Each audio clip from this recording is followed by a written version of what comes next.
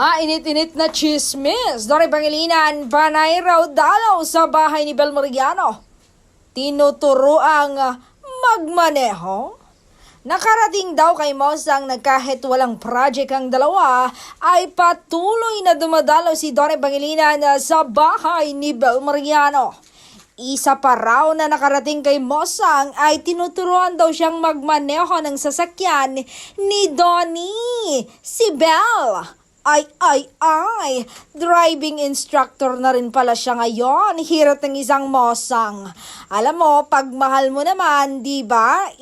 Iisipin mo pa ba ang estado mo sa buhay?